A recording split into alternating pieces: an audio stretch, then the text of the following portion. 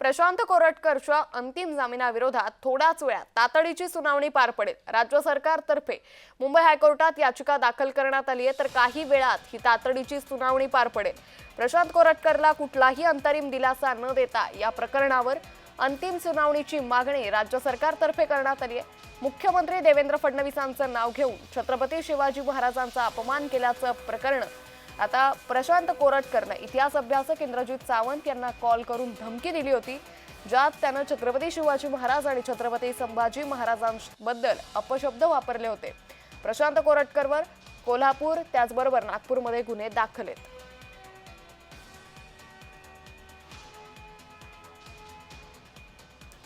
तर प्रशांत कोरटकर विरोधात आता सुनावणी सुरू झाल्याची मोठी माहिती सध्या समोर येते। त्यामुळे प्रशांत कोरटकरच्या अंतिम जामिना विरोधात थोड्याच आता सुनावणीला सुरुवात झाली आहे। त्यामुळे या सुनावणीमध्ये नेमकं काय होणार हे पाहणं महत्त्वाचं ठरणार आहे। प्रशांत कोरटकर यानं इंद्रजित सावंत हे इतिहास अभ्यासक यांना फोनवरून धमकी दिली होती, ज्यामध्ये त्यांनी छत्रपती शिवाजी महाराज छत्रपती संभाजी महाराजांबद्दल अपमानजनक शब्द वापरले होते आणि त्याच संदर्भात अख्ख्या महाराष्ट्रभरातून त्याच्या विरोधात टीकेची झोड उठली होती। आणि त्यानंतर आता राज्य सरकारने देखील या प्रकरणामध्ये हस्तक्षेप घेत राज्य सरकारतर्फे मुंबई हायकोर्टात याचिका दाखल करण्यात आली होती आणि या संदर्भातच आता सुनावणीला सुरुवात झाल्याची मोठी माहिती सध्या समोर येते। तर उच्च न्यायालयात ही सुनावणी सध्या पार पडते। या सुनावणीमध्ये नेमकं प्रशांत कोरटकरवरती आता दिलासा मिळणार का, किंवा राज्य सरकारतर्फे दाखल करण्यात आलेल्या याचिकेवरती नेमकी काय सुनावणी होणार हे पाहावं लागेल। या संदर्भात अधिक माहिती घेऊयात आमचे प्रतिनिधी चेतन गिरदत यांच्याकडून। चेतन, प्रशांत कोरटकर संदर्भात आता हायकोर्टात सुनावणी पार पडतेय, काय अधिक अपडेट?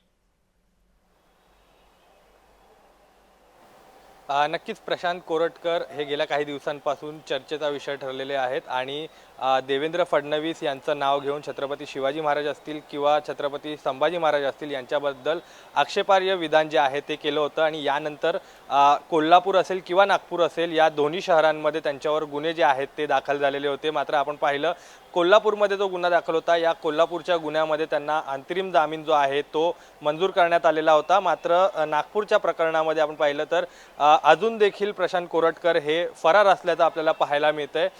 एकीकडे त्यांना अंतरिम जामीन जो आहे तो मंजूर झाला असला तरी त्याच्यानंतर महाराष्ट्र शासनाने या निर्णयाविरोधात खरं तर मुंबई उच्च न्यायालयात धाव घेतली आणि अंतरिम जामिनाविरोधात याचिका जी आहे ती मुंबई उच्च न्यायालयात शासनामार्फत दाखल करण्यात आली होती आणि याच याचिकेवर आज 11 वाजता खरं तर ही सुनावणी जी आहे ती पार पडणार असल्याची माहिती जी आहे ती सध्या मिळते आहे। आणि कोणताही अंतरिम जामीन कोरटकर यांना मिळू नये अशी मागणी जी आहे ती शासनाच्या वतीनं करण्यात आलेली आहे आणि त्याचसोबत त्यांच्या अटकपूर्व जामीन अर्जावर जी आहे ती तातडीची सुनावणी जी आहे अंतिम सुनावणी घेण्यात यावी अशी देखील मागणी जी आहे ती सरकारच्या वतीनं करण्यात आल्याची माहिती जी आहे ती मिळते आहे। नेमकं आजच्या या सुनावणीत खरं तर ही तातडीची सुनावणी घेण्यात येत आहे आणि या सुनावणीमध्ये त्यांच्या अंतरिम जामीन वर स्टे येतो का हे पाहणं महत्त्वाचं आहे।